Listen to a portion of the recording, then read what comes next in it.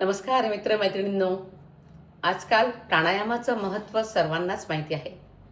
तणाव कमी करणं, मन शांत ठेवणं, एकाग्रता वाढवणं, फुफ्फुसांची क्षमता सुधारणं आणि शरीराला ऊर्जा देणं अशा अनेक फायद्यांमुळे लाखो लोक रोज प्राणायाम करतात.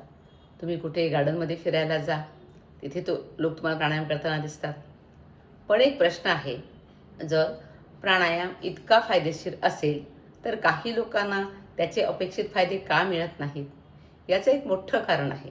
ते म्हणजे प्राणायाम करताना होणाऱ्या काही सामान्य चुका.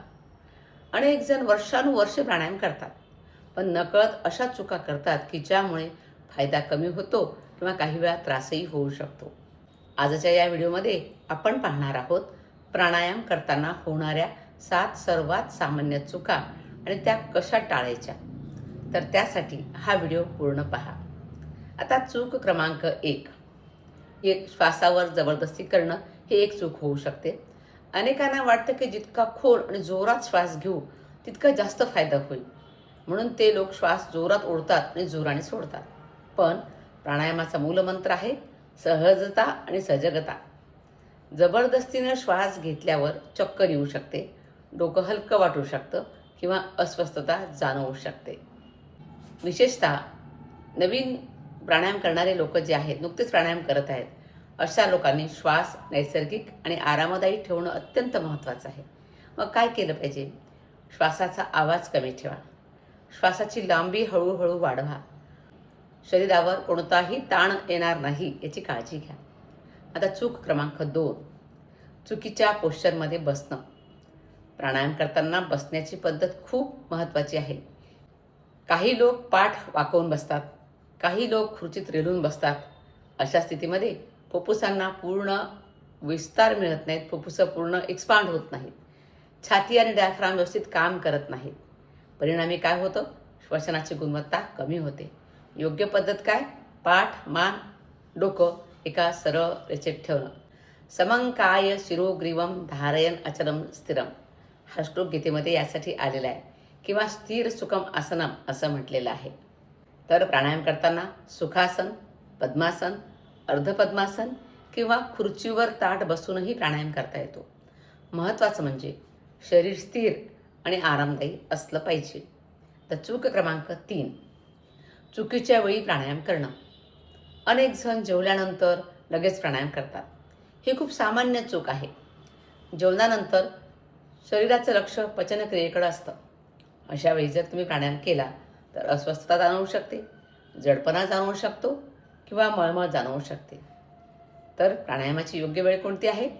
सकाळी रिकाम्या पोटी प्राणायाम केले पाहिजेत, किंवा जेवणानंतर किमान 3 ते 4 तासांनी. संध्याकाळी जेवण करून 4-5 तास झालेले असतात, अशा वेळी प्राणायाम करता येतो. आता चूक क्रमांक 4, स्पर्धा करणं. लक्षात घ्या, योग म्हणजे स्पर्धा नाही. पण अनेक जण इतरांना पाहून तितकाच वेळ श्वास रोखण्याचा प्रयत्न करतात, किंवा यूट्यूब व्हिडिओ पाहून लगेच प्रगत स्तरावरील प्राणायाम सुरू करतात. यामुळे शरीरावर ताण येऊ शकतो. लक्षात ठेवा, प्रत्येकाची फुफ्फुसाची क्षमता वेगळी असते. वय, आरोग्य, अनुभव आणि शारीरिक क्षमता वेगळी असते. स्वतःच्या क्षमतेनुसारच सराव करा. आता चूक क्रमांक 5, कुंभक करण्याची घाई. कुंभक म्हणजे श्वास रोखणं. अनेकांना वाटतं की प्राणायाम म्हणजे जास्त वेळ श्वास रोखणं, पण प्रत्यक्षात कुंभक हा प्रगत स्तरावरचा अभ्यास आहे. प्राणायामामध्ये पूरक, कुंभक, रेचक केलं जातं. कुंभकाचे पण 2 प्रकार आहेत. श्वास घेऊन आतमध्ये रोखणं त्याला अंतकुंभक म्हणायचं, श्वास बाहेर सोडून बाहेर रोखणं त्याला बाह्यकुंभक म्हणायचं. नवशिक्यांनी सुरुवातीला दीर्घकाळ श्वास रोखण्याचा प्रयत्न करू नये. विशेषतः ज्यांना हाय ब्लड प्रेशर आहे, ज्यांना हृदयविकार आहेत, प्रेग्नंट लेडीज आहेत, किंवा ज्यांना श्वसनविकार आहेत, अशा लोकांनी तज्ज्ञांच्या मार्गदर्शनाखालीच कुंभक केला पाहिजे. आता कुंभकाची सुरुवात कशी केली पाहिजे? प्रथम आपल्या श्वासाचं निरीक्षण करायचं. नंतर नियमित पूरक आणि रेचक करायचं, म्हणजे श्वास घ्यायचा, श्वास सोडायचा. श्वास घेण्याच्या क्रियेला पूरक म्हणतात, सोडण्याच्या क्रियेला रेचक म्हणतात. आणि त्यानंतरच प्रशिक्षित तज्ज्ञांच्या मार्गदर्शनाखाली कुंभक केला पाहिजे. आता चूक क्रमांक 6, नियमितता नसणं. आज प्राणायाम केला, उद्या प्राणायाम केलाच नाही, मग आठवडाभर नाहीच. असं केल्यामुळे काय होतं, दीर्घकालीन फायदे मिळत नाहीत. प्राणायाम हा औषधासारखा नाही की एक दिवस केला की लगेच त्याचे परिणाम मिळाला.